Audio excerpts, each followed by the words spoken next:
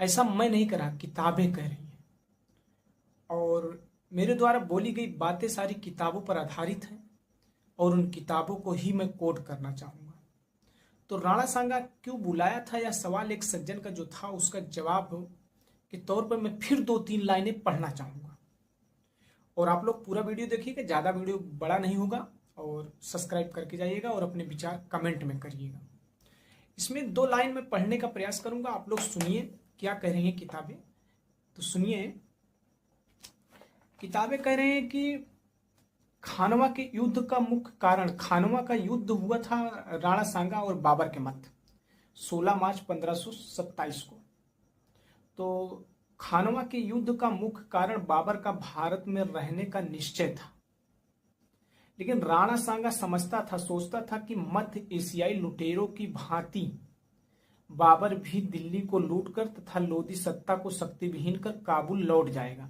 अर्थात राणा सांगा यही सोचते थे कि आएगा बाबर तो लोधी वंश की जो सत्ता थी उसको शक्ति विहीन अर्थात तहस नहस करके चला जाएगा, और इसीलिए उसने बाबर को भारत पर आक्रमण करने व इब्राहिम लोदी के विरुद्ध सहायता देने का वचन दिया था। मैं इसकी कट लगा दूंगा, आप लोग पढ़िएगा। अब सोचिए कि उसके पीछे की क्या मंशा थी, मैंने क्लियर कर दिया कि राणा सांगा समझ रहे थे कि बाबर आएगा और जो लोदी सत्ता उस समय विद्यमान थी दिल्ली पर उसको शक्तिविहीन कर देगा, क्योंकि लोदी सत्ता से राणा सांगा की सेना लड़ने में असमर्थ थी, कमजोर थी।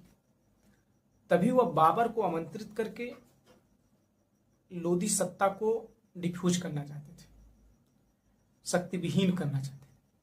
लेकिन अंतवागत्वा जब बाबर 1526 पानीपत का युद्ध जीत लेता है तो वह लूटने के उद्देश्य से नहीं बल्कि भारत में सत्ता जमाने के उद्देश्य से भारत में रहने का पूरा मन बना लेता है। और तभी 1527 में खानवा का युद्ध राणा सांगा और बाबर के मध्य होता है। अर्थात जब बाबर की स्थिति को समझ लेते हैं राणा सांगा कि अब ये नहीं जाएगा, तब उसकी खिलाफत करना स्टार्ट कर देते हैं और 1527 खानवा का युद्ध होता है जिसमें बाबर की जीत हो जाती है। तो यही मुख्य कारण था। और कमेंट बॉक्स में आप लोग अपने विचार रखिएगा।